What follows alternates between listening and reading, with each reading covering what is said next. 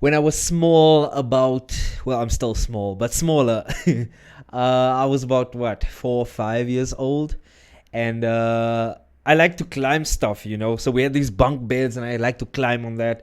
My bunk was always on the bottom, actually. So I was like, I like the top bunk. But from there, I still couldn't touch the ceiling. I don't know why, but I had this fascination, almost obsession, with things that are out of reach. So one day, I find myself alone, and I'm like, okay, I'm gonna climb the cupboard. And then I climb, almost reach the top, just that last place to hold, and it's dusty, and I slip, and then I land, and then I'm like, I landed on my back, so I have no more air left. I'm just like, then I run to my mother because I can't breathe, and thinking I would get comfort, and no, I got a beating. So I was like, couldn't breathe and crying at the same time. And only a mother can do that, where you got her doing something you're not supposed to do, just to get a beating again, and then you get comforted, and then she's like, are you gonna do it again? You're like, no, mommy, I won't do it again. It's like, okay, that's good, my child. And so after that, I did it again, and I fell again. So because I will not be defeated, so I just don't give up. Anyways, let's start the show.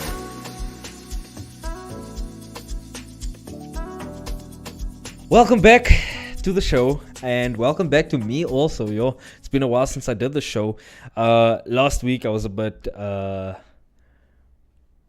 on a bit of a break from doing the show, but it was because I really needed to focus on getting ready for my audition. My audition, I had to submit my audition Friday afternoon at 1 o'clock, via YouTube, just privately listed, not on the public channel or whatever. But so I did it, and then it was a bit of a hectic week for me, because on top of having to really be focused and do my final preparations, and for some reason the final preparations is always the most difficult, so I just had to really focus on that.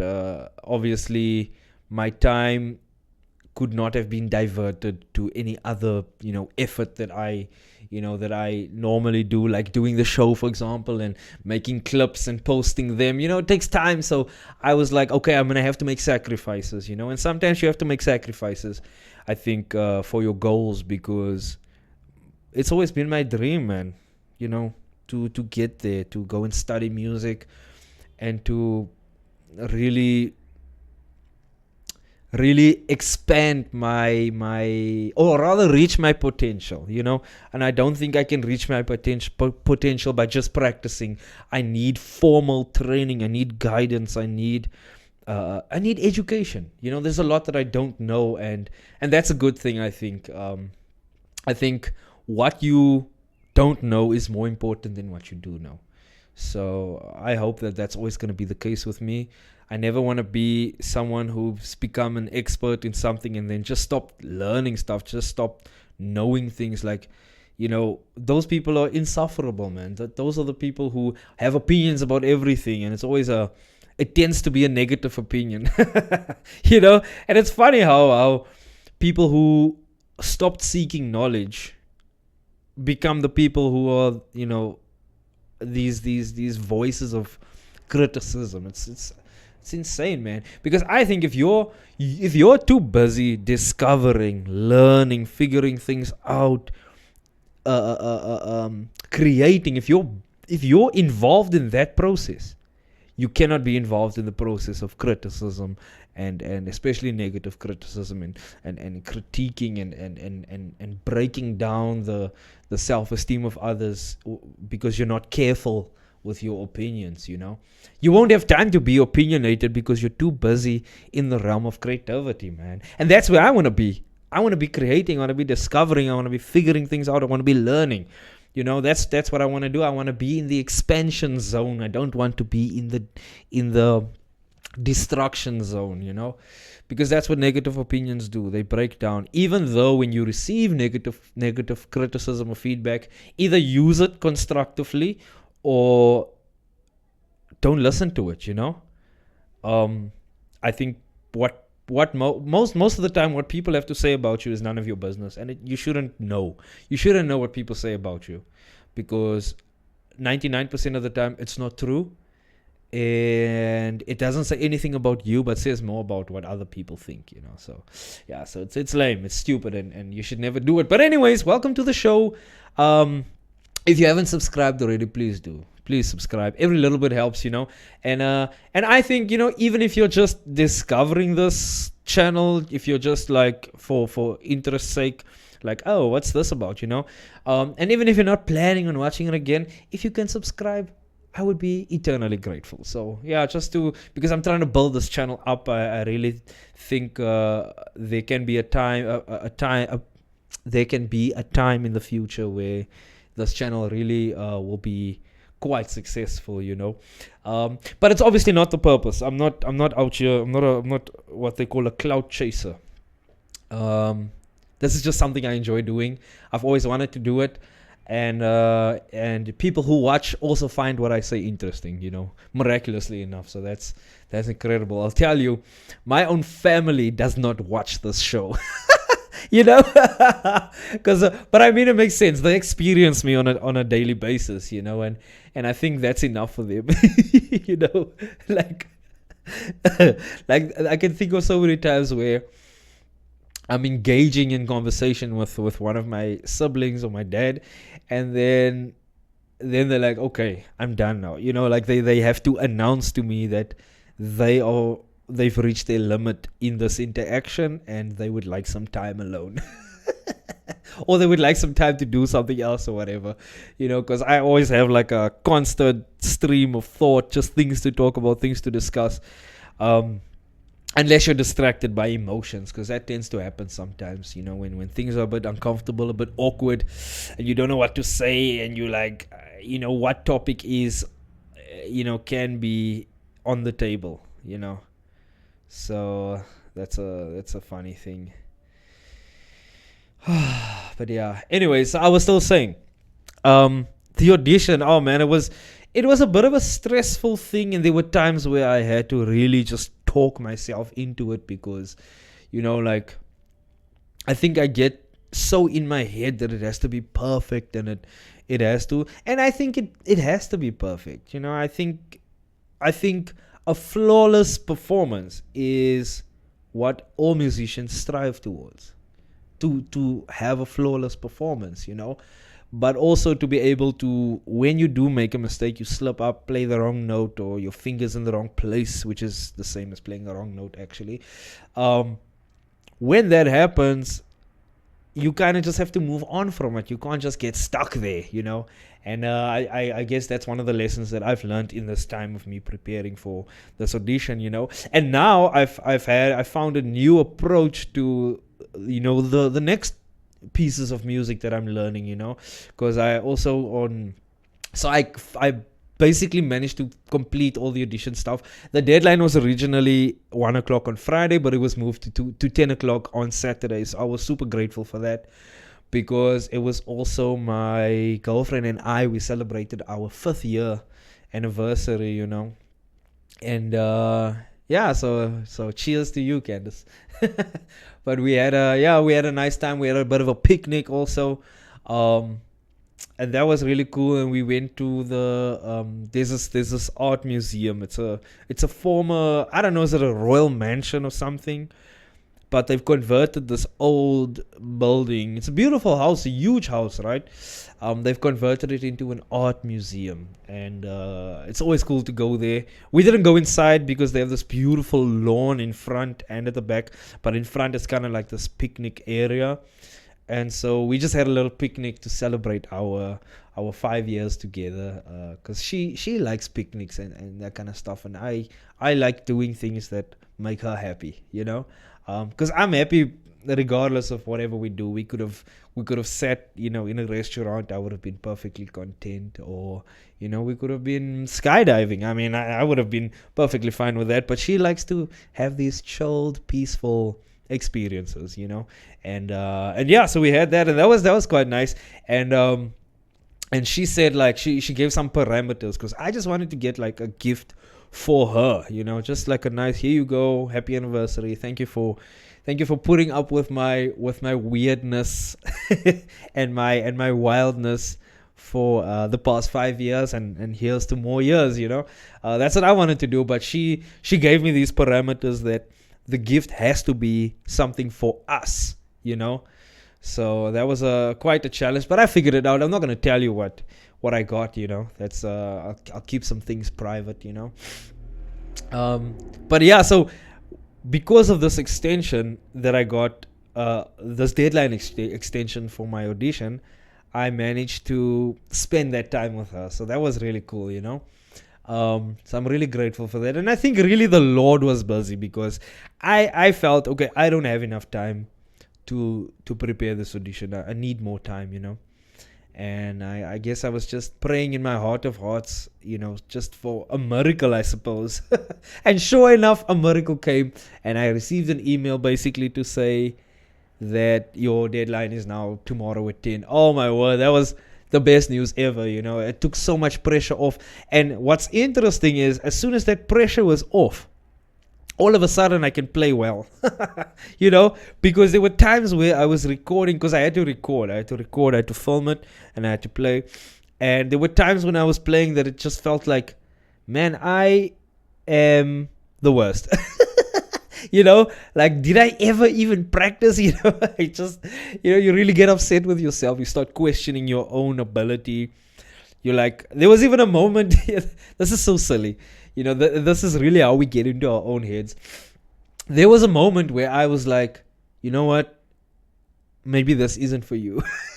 Maybe you should get rid of this piano and you should focus on something else. Oh my word! But luckily I persisted, because I will not be defeated. I don't think I've ever allowed anything to defeat me. And yeah, that's just my approach to life in general. But yeah, so it was a fun experience. I think at the end of it all, I feel really good. You know what? What's interesting is, I thought, having completed this audition, I thought upon completion I would experience this sort of, this dopamine kick, and it wasn't there. There wasn't like this moment of, yeah, or like even relief. There was no relief, but there was also no tension, I think. So how can there be release if there's no tension? And it's curious, because when good things happen, I tend not to react much anymore. I mean, I do get excited when things are about to happen. That's always exciting. But when it happens, then it's not like, yay, And even when I watch football, actually, it's more exciting. It's more exciting to watch the build-up to a goal. But when the goal happens, I'm like, great stuff. I'm not like, yeah, because people get like that. They get absolutely psychotic when it's when a goal is scored.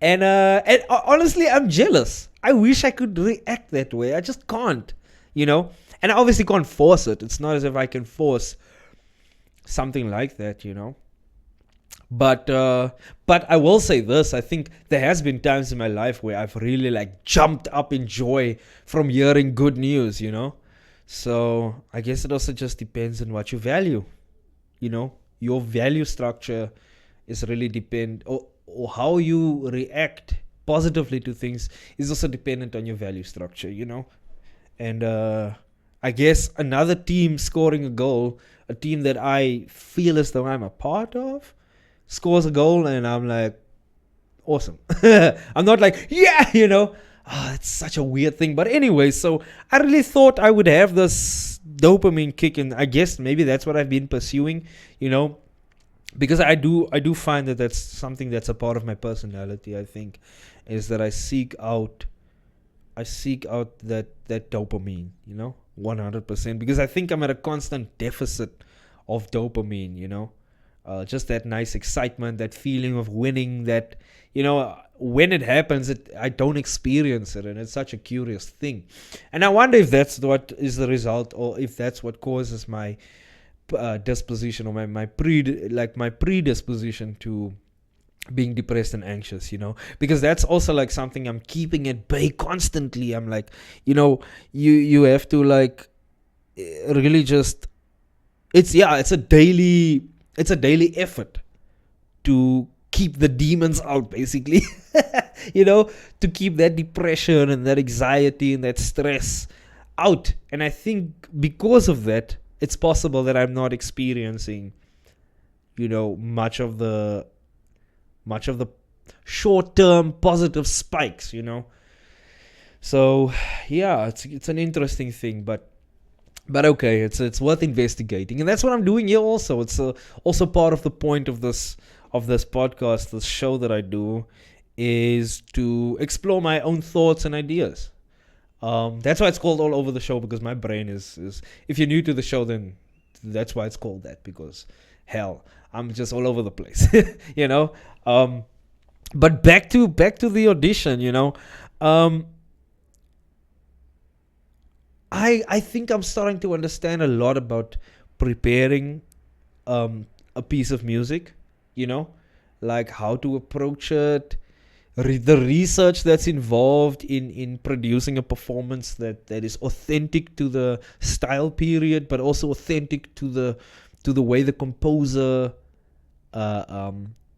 what state of mind the composer was in during the time that he wrote this piece of music, or what the piece was for. Was it an assignment at composing class, or was it a dedication to a loved one or a respected person, a close friend, or was this person just a rebellious teenager like Mozart? A lot of Mozart's pieces were written in a time where he was a cheeky little little kid, and then the music reflects that. But it's not just that the music has to reflect that, but you as a performer have to also reflect that. That's what it means to be a performer. You put up a performance. You have to embody the spirit of whoever wrote that piece. So that's interesting. But anyway, so now I really do understand, and I have a newfound respect for music in that way. You would think that suffering, because it was a lot of suffering. I mean, the stress and pressure that I was under was immense. But I think obviously with exercising, with making sure that I'm eating on time and I'm not avoiding meals, I'm not skipping meals, and I'm drinking plenty of water and I'm getting enough sleep, whether I want to or not. Hey man, sleep, I think all of that really resulted in a very positive performance at the end of it all. So that's an interesting one. But I will, and what I'll do is those pieces that I performed, I want to remake the videos, because I made video auditions. So I'll remake those and I'll post it. You guys can see what I've basically been up to. I want to remake them because of just the format that I had to make them in was not I couldn't, there were rules basically that it had to be a certain way, and it wasn't exactly the way that I would have wanted to do it, for entertainment purposes. So I'll do that eventually. But yeah, it was quite an exciting thing to do. Oh my word, it was. I truly enjoyed it, and I can't wait to do it again. Honestly, it's if I can do that every 6 months, I'll be happy, man. That's a fun thing to do. Or maybe every 3 months, or maybe every month even. Who knows, But also now that the audition is done, I can focus on other things. So I'm definitely looking at what other projects I can immerse myself into, because now I don't need to focus too much on practicing the piano. I mean, yes, I was this past week I was practicing maybe 4 or 5 hours a day, and then over the last 2 days of the audition, let's say Wednesday, Thursday and Friday, dude, that was maybe 8 hours of playing, from the morning, eating lunch as quick as I can, and then getting back into it, So yeah, but it was a fun experience, and I really think I wouldn't mind doing it again, honestly. It was worthwhile. It was worth the stress, the pressure, the effort. Even if I don't get accepted, which I'm quite positive I will be, I'm confident that I gave a good performance, and that it will satisfy the minimum requirements at least, My goal originally was to blow their minds, So I went for pieces that really challenged my technical ability. Um, and like, oh my word, like like some of the pieces were just weird, like in the way that they were written. So, and they sound funny, it's just a bit exotic, but I felt it was worthwhile to do something difficult, because my goal was to like wow the people. um but yeah, I think trying to impress people is like a futile exercise. Like, what is the point of impressing people?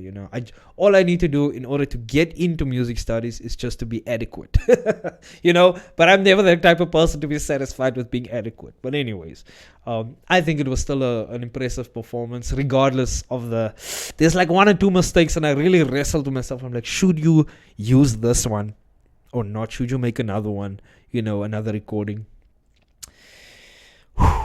And then I really had to just say, dude, you don't have the time to make more of these. Don't be a perfectionist.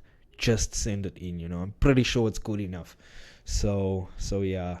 And I think there will be like, obviously, a whole career, not a career, but a whole student career ahead of me, where I can work on achieving that perfection. Because all the piano albums and artists that I listen to, both classically and in jazz and blues, like all those guys, it's not just guys, ladies too, I promise.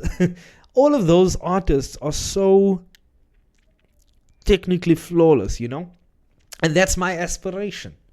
And I don't think it's bad for me to aspire that way. And I think I am definitely obsessed with just doing things properly, man. I wanna do it well. I wanna do it where they just say like, wow, that was incredible. Like the reaction that I give when I listen to a really, really good artist, that's the reaction I want to invoke in others. And I don't know what that says about me. Maybe that's, being a bit prideful, or maybe being, hubristic or arrogant or whatever, or just allowing the ego to take place. But I also feel a responsibility as a musician to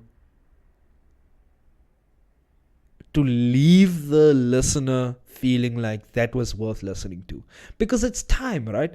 And the older I get, the more I realize the only resource we actually have, the only non-renewable resource that we have, non-refundable, non-redeemable, is time. Once it has passed, once it's been consumed or used or wasted, you can't get it back, dude. You can't get it back. You can only use whatever time there is now. And that's all we have is now. So like, what do you want to do? What do you want to spend your time doing? Do you want to spend your time complaining and arguing and getting angry and having road rage and criticizing and being negative? And is that how you want to spend time? Or do you want to do something worthwhile? Do you want to invest in yourself, in your skills? Do you want to have some fun? Do you want to say something stupid? Do you want to make jokes? I mean, that's a good way to spend time, in my opinion. And I mean, that's what I enjoy doing. That, like, if I can spend an hour of my day watching stand-up comedy and laughing my backside off for somebody's cool stories or funny stories, or their interpretation of life, or their ability to make people laugh, like, dude, for me, that's worthwhile, man. That's a more positive way than complaining, why must the weather be like this? Oh, it's raining. Oh, the sun is shining. Oh, it's snowing. Oh, it's raining frogs. Like, dude, come on, man. It's raining frogs. Like, that's awesome, So yeah, anyways, the only resource I believe we truly have is time, man. So it's like, use it, invest in it, make sure it produces returns in the future. Do your future self a favor, And I feel like I've already wasted enough time, to be honest. I've been injured. I'm dramatic. I've been injured, my fingers cut off. I don't know where this even came from. Isn't that weird? Sometimes I get like it's always on my hands also. Like I get these weird little cuts and injuries. It's not major, let's not call it an injury, just a little oopsie or a little, what is it, a little aina on my hands, and then I never notice it, and I never realize where it comes from. But anyways, let me not get sidetracked. I think I've already been sidetracked because I don't know where I started and I don't know where I am right now. It's okay, you're getting lost with me, and it's better to be lost together, isn't it?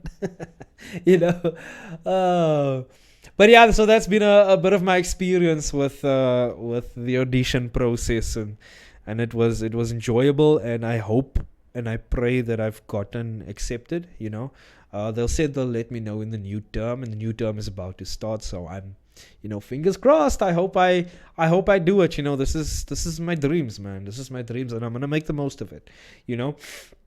And I think if you're not willing to make the sacrifices for your dreams, man, then you're gonna live a miserable life. So I will make the sacrifices necessary for my dreams, because I do believe my dreams are worthwhile. I mean, it's my dreams. I didn't choose my dreams. My dreams chose me, and I think that's the case with everybody. Your dreams don't listen to how I'm talking. Goodness me. Your dreams, you don't choose your dreams choose you. You don't choose your interests. You don't choose what you like. It's literally this is what appeals to you. That's who you are. It's part of who you are, at least. So yeah, that I'm talking a lot about playing the piano and stuff, because that's all I've been doing this past week. Actually for the last 2 weeks, because the last episode you watched was filmed 2 weeks ago. Like, I didn't do an episode last week, or this past week, let me say. So yeah, this is cheers to a new episode. But yeah, it's been a fun experience, and honestly, I'm very excited. I hope if I get in that I will be able to focus a lot on composition, because I'm very fascinated with that whole process. I believe music is a creative art form, and I want to participate in that creativity with the tools and skills necessary to be effective in that creativity. I mean, Da Vinci, his creativity could only be fully expressed because of the skills that he had built up over time. So I want to be able to fully express my creativity by getting all the skills that I possibly can. So that's that. But what else has been going on? Okay, I already told you about my, me and my girlfriend. We had a 5-year anniversary celebration, and that was cool. It's an interesting thing, because you don't really notice the passage of time until that month or that week or let's say month and year has been covered. Because so much happens. There's always this situation where she needs support and help, or she just needs comfort, or a shoulder to cry on, or an ear to listen to, or to listen, an ear to listen.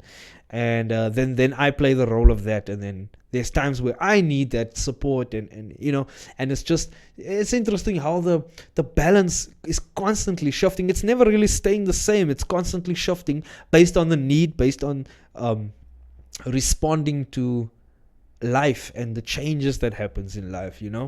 So the ups and downs are what makes a relationship. I truly believe that. I see it a lot on social media, and by the way, I've been also reducing, and it feels good. I was obviously not forced, but I chose to focus on playing the piano rather than be on social media and be on my phone at all. I just really not cut myself off, but this is clearly more important, so I prioritized preparing for this audition. And I'll be honest, I feel so good. So I'm wondering, how much of the bad feelings that we experience is actually a direct result of, indirectly or directly, a result of using social media, man. Because, and it's all a lie, man. It's all a lie. Everybody's lying. Nobody looks that good every single day, first of all. So there's already the first lie. Boom. People don't look that good every single day. Even if they post every single day, they put so much effort, so much time into looking that way so that they can, I guess, participate in the mating ritual, advertising themselves to say, hey, y'all, if you like this, talk to me. Let's see if we can make babies. I don't know. That's, for me, that's how I see it, The other one is like taking pictures or videos in places that looks really beautiful and luxurious, and you're like, that person doesn't actually live there, dude. You have to realize that person doesn't actually live there. That is maybe a hotel or an Airbnb, Come on, man. It's like, it's not real. It's not real, dude. Reality is flawed. It's not perfect. You have to understand that. You have to accept that, And let me see, even this. You know what? I've tried to keep things as authentic as possible. If I just look at my set, I mean, this, I've already told you, we're in my bedroom, dude. This is my bedroom. And when I have a guest, it's gonna be in my bedroom, dude. that guest is gonna be here where I sleep, And that's gonna be soon as well. Yes, I've been saying that for like a year now, almost a year, that soon I'll have a guest, and I will. I know I will, but we'll see how that goes. Anyways, I'm trying to think, is there anything that is inauthentic here? No. All of this, like, I can't solve all of these Rubik's Cubes. I promise you I can do that. All of the books you see are books that I've read, apart from the ones that have been gifts that I haven't gotten to yet. Like, let's see, 1, 2, 3, 4. Yeah, these books, man. These books I have not read yet. But I'll get there. It's just that philosophy is a bit heavy, and I'm busy with a philosophy book right now. Oh, this one also I haven't read yet. Also a recent birthday present, Hitchhiker's Guide to the Galaxy. So this is going to be my next book, actually. Yeah, I'm reading this right now. The Teachings of a Stoic, Epictetus, flippin' very, very wise guy. About being a Stoic and about living good life. Very cool. And then, there's a couple of Nietzsche, not a couple, there's 3 Nietzsche books that I need to still read, which I'll get there. So I want to read Hitchhiker's Guide to the Galaxy, and then I want to read Aristotle, The Art of Rhetoric. Very interesting. Aristotle is a very interesting guy. He was Alexander the Great's teacher, like he played a very big role in who Alexander the Great became. So, and Alexander the Great is obviously someone that I also admire as a leader, as someone who was able to change the direction of the civilized world, in a very crucial matter, and in such a way that some cities that he founded still exist today. It's absolutely incredible. But yeah, so yeah, in terms of authenticity, dude, I think I do play this, by the way, contrary to popular belief. If you think this is just a prop, dude, I play the bass, okay? I play piano, I play the bass, I play the saxophone, I play recorder. Dude, I'm a musician, okay? I'm a musician's musician. And let's see, what else? That's a mask, but that's obviously clear. You can see that.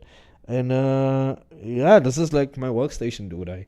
I operate from here. I work on music. I work on recording music. I'm still learning how to do that, but I'm using all this stuff. So, so yeah, man, I'm just trying to keep it 100%, man. There's too much fakeness, too much falseness, too much of a facade, too much of a lie, and lies can only breed more lies. And that's a lot of what that's the main theme, I would say, if I'm using my own uneducated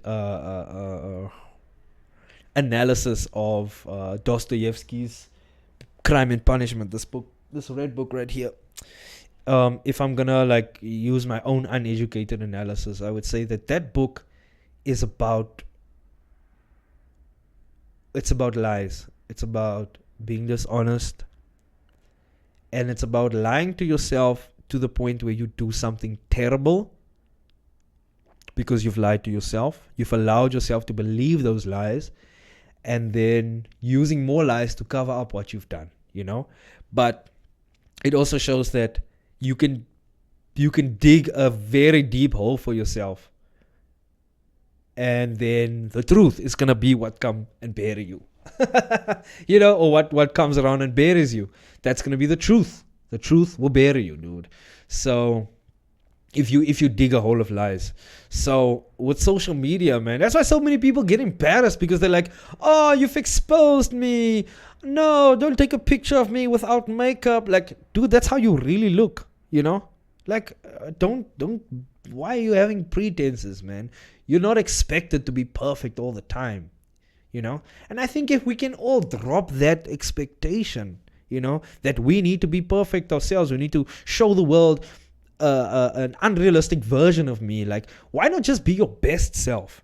And if you're gonna be your best self, just be your best self all the time. Don't be your best self only for the camera or for likes, man, or views or whatever, Like, I just don't understand it, man. Well, what is the point? What are you trying to achieve?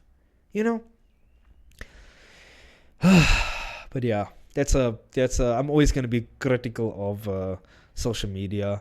I think there's a way that we are manipulated as a society through social media, through these platforms that's been around for a while, that we don't actually truly fully understand or appreciate.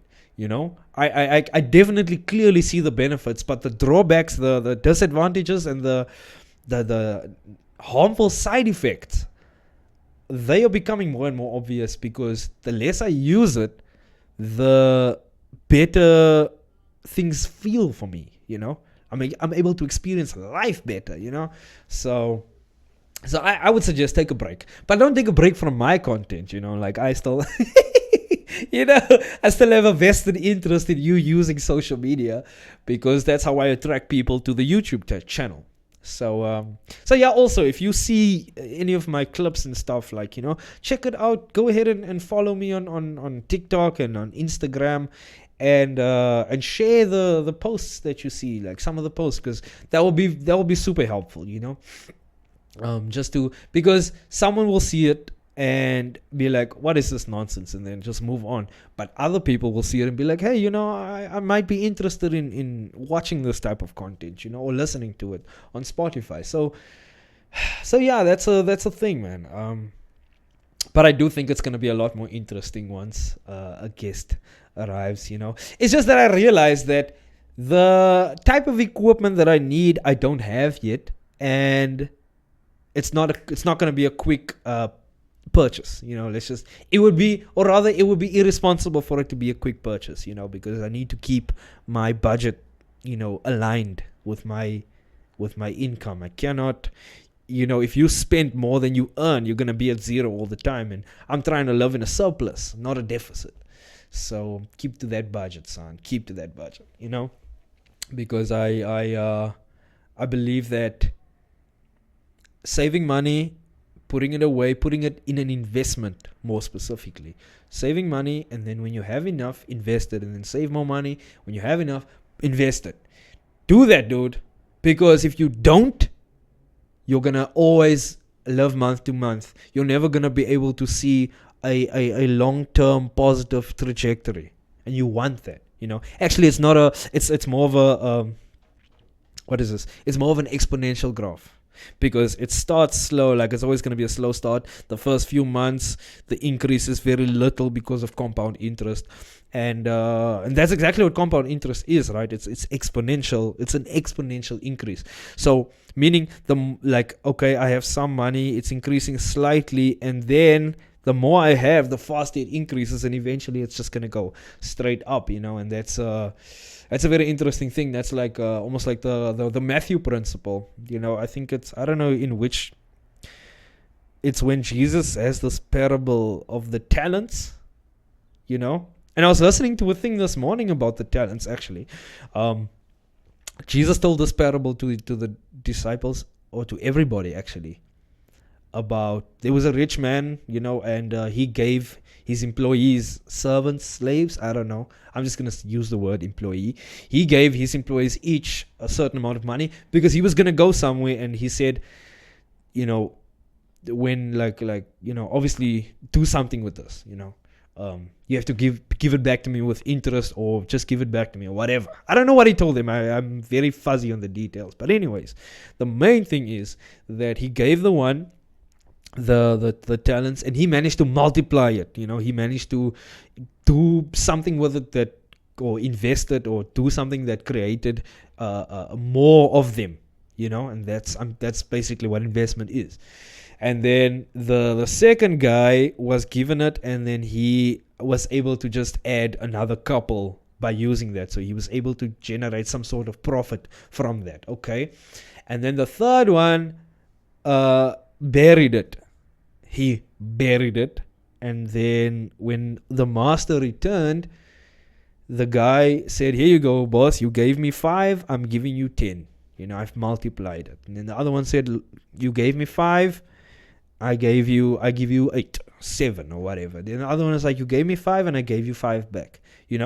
And his master was displeased, and he punished him. And a lot of the let's say the religious interpreters of these types of things, they say something very interesting about that story.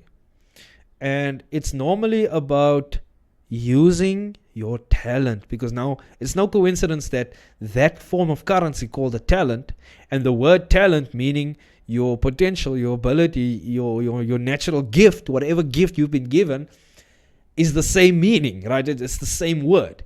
So what it all means is, like, when you have a gift, when you have been given a gift, either an ability, or you've been given money as payment for something or whatever, and if you don't use that to its maximum potential, you should be punished. If you don't use that to increase and multiply that thing, you should be punished. So if you, and normally we are punished, right? If you're spending as much as you're earning, it comes in and it goes out, and then you're always at a net zero. You're punished. Punished by what? Anxiety. Punished by fear. Punished by uncertainty. Punished by shame, because you're like, I've just spent so much money that I've earned. I have nothing left, and now I have to wait for the next payday. Now I'm living payday to payday. It's like, it's stupid, And then what happens if that job is gone? Then you have no cushion. You have no savings.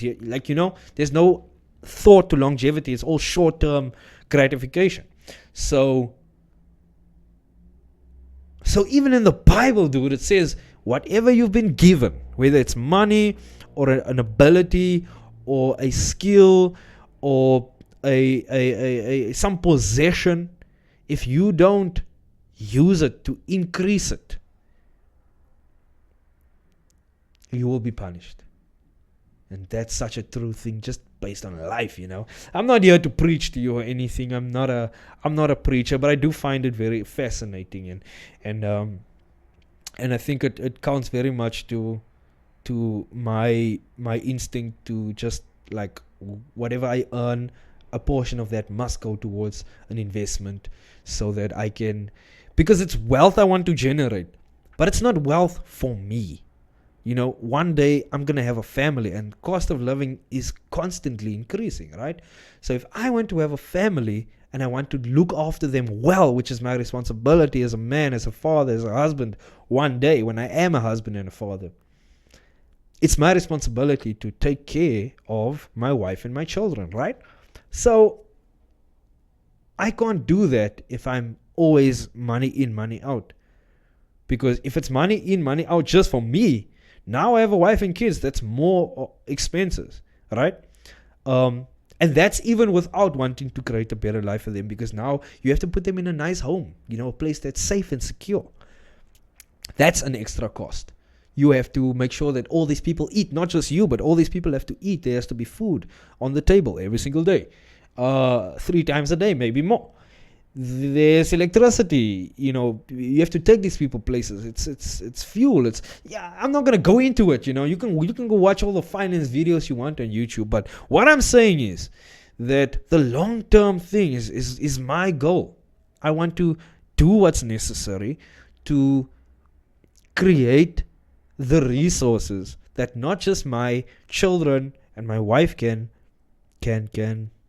benefit from, but even their children and their generational wealth, I believe it's possible. And what's crazy is, and this is really the craziest thing about it, is that it is a proven thing that is possible. Even with the smallest amount of income, you can make it happen, right?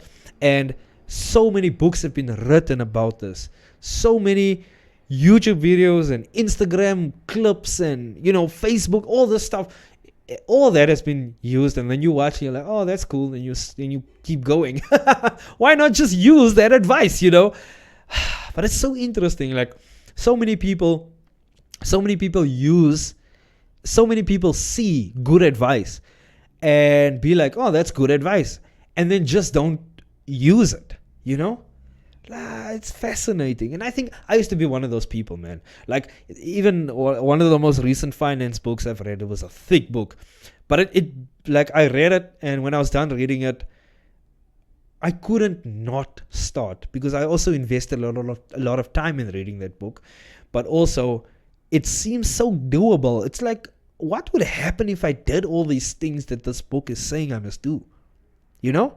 So I did it. So I'm doing it, And like I said, with compound interest, it starts on a very, very, very flat line, and then over time it will increase over the next few months, over the next few years, and then decades, and then it's just going to be wealth in perpetuity. And that's the goal right there, man. That's the goal. So you don't have to. And one of the other finance books I've read before, by what's his name, Robert Kiyosaki, the Rich Dad Poor Dad guy, and it was the book Rich Dad Poor Dad that I read. He says that it doesn't really matter how much you earn. It matters what you do with that money. So a waiter or just a random, beginner level salesperson could eventually own,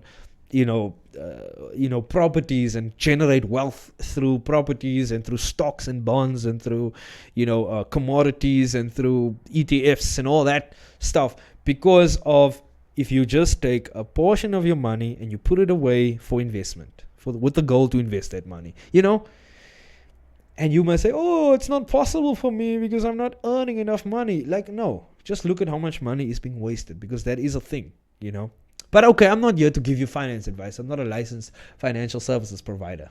I'm also not a financial advisor at all. So you go and fact check me on that. But I'm just letting you know what I do, But why was I talking about that? I feel like I had a bigger point to make, and I don't think I got there.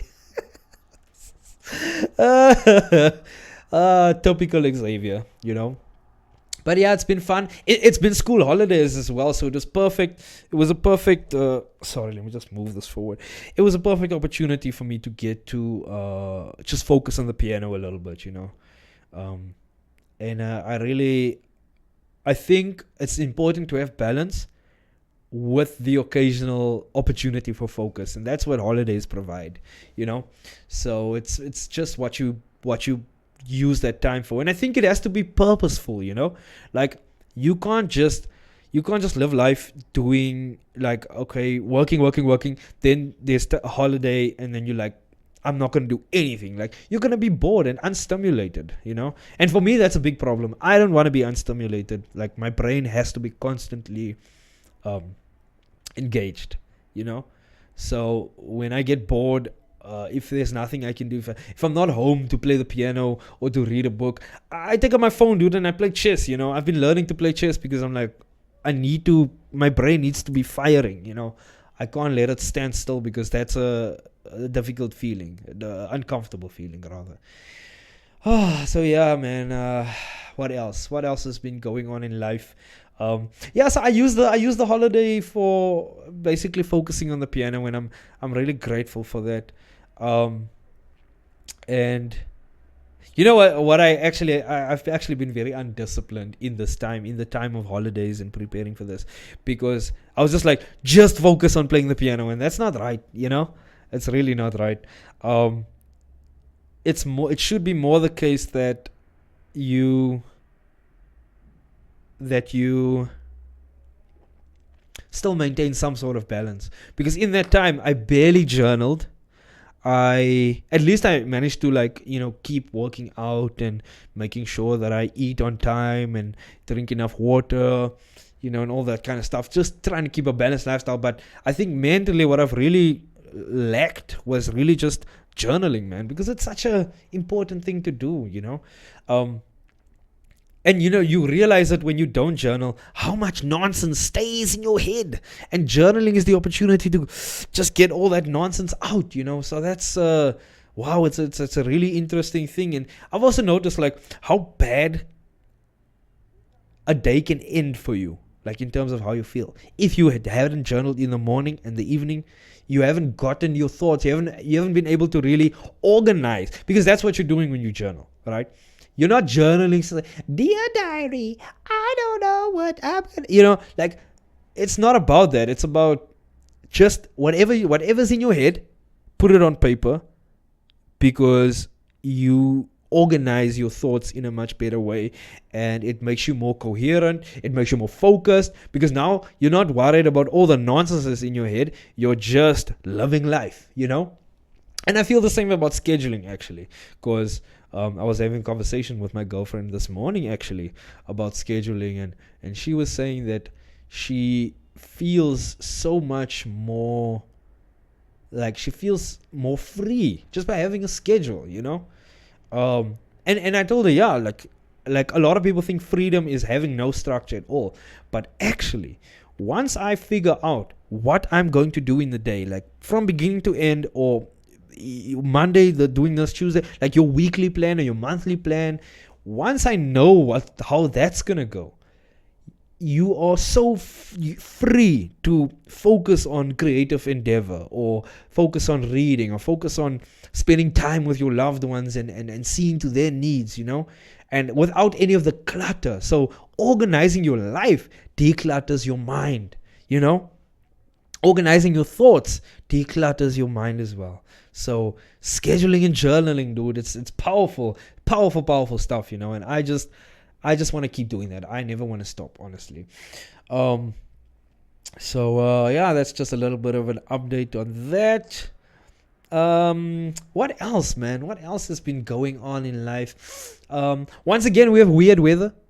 It's the end of September. It's October. Dude, it's October. And it's cold, dude. It's cold. It's winter cold. Like, it's going to be a very short summer. And it begs the question, right? If this is a seasonal thing, if the climate is changing to the point where we can expect to have winter from June until October, does that mean that we, from November until, man, when does it start getting cold? Like it starts getting cold in like March already, right? So from November, hopefully in November, we don't even know when the cold is going to end.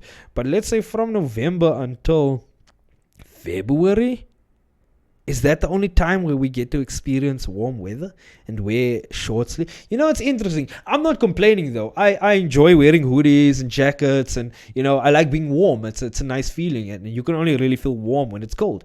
So, but it's just weird, man. And how is that going to affect our food supply? Because farmers depend on stable seasonal changes. And this is not stable at all, man. This is very weird, So I don't want to bother you with that conspiracies about manipulating the weather, which I do think is happening. 100% I think is happening. There's just a lot that we don't know, and I think if we knew everything, maybe our heads would explode, or maybe it would ruin our lives. I don't know. Maybe we shouldn't know everything. But anyway, so yeah, what did I want to say? There's always things that I want to say, and then it just sometimes just never comes to my mind. I say always, then I say sometimes. Imagine. But yeah, what else has been going on? Oh, so my sister, she's in grade 6 now. She went on a prefect camp, and she's still there. It's Monday. It's Tuesday today. It's not Monday. We dropped her off or she went yesterday. And she's coming back tomorrow afternoon, Wednesday afternoon, basically. And it's so interesting, like, just how you can miss somebody, and but also be like, I wonder if they're okay. Are they enjoying themselves? Are they, in danger? Is it risky? Whatever, you just feel that, and it's so fascinating to because I've never really had that experience before, because she's never gone anywhere before. It's the first time. So I'm just feeling this anticipation for her to come back home. Like I think that'll put me a bit at ease.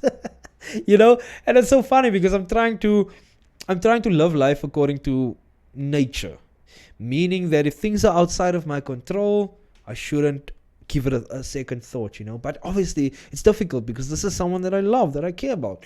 So my sister's there. She's on a prefect camp, and she's just been nominated for being a prefect. She hasn't been selected for being a prefect, but we hope that she that she can become a prefect. It's not for everybody to be a prefect, but it's definitely for her. So I really hope that happens. But yeah, man, like I'm also thinking back, like when I was a prefect, when I went on the prefect camp, that was a fun thing, man. We went zip lining, we went wall climbing, we went crawling through caves and tunnels, and swam in a river or lake rather, and yeah, man, it was incredible. It was really incredible. So yeah, I just hope that she comes back safe. Because some of the things, it's not dangerous, but there's the potential for danger. So it's just a little bit.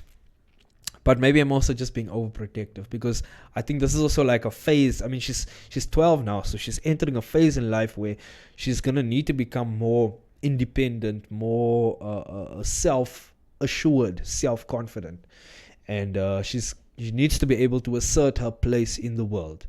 And I guess that starts in this time of her life, pre-teen to through her teenage years, because once you reach adulthood, dude, you need to kind of have your story straight. I don't think you have to have everything figured out, but you need to have your story straight, at least to understand, like, this is what I'm about, because I think if you don't get that in early adulthood or throughout your teenage years, if you don't build up to that, you end up in a place in life where you're lost, and I think I was like that. I don't think I used my formative years to order myself. And that's why when I became an adult, I sort of unraveled, and I had to sort of find a way to build myself up again, But I'm also fortunate for those experiences, those rough experiences of having a really difficult transitional period from being a teenager into adulthood, and I think I'm still adjusting. I think it's still, things that I have to be like, oh, okay, this is how life works. And then it's like, okay, not quite. You haven't quite figured it out, but we're almost there, And it's all these minor adjustments you make in order to figure out how life works. And it's really only going to be, I think, when you reach an advanced age, when you're like 70, 80 years old, that you actually, come to understand life, if you're paying attention, because there's a lot of old people out there who just still haven't figured it out, So, and I don't want to be one of those people, I don't know why I'm so obsessed with old people. Like, old people just fascinate me, because it's like you were born in a long time ago, almost an inconceivable amount of time that person has been alive, and things that they've experienced, So it's like, it's very interesting. And I'm sure one day when I'm old, if I make it to an advanced age, if we don't go into nuclear war, or if an alien invasion doesn't take place, or if AI doesn't destroy us all,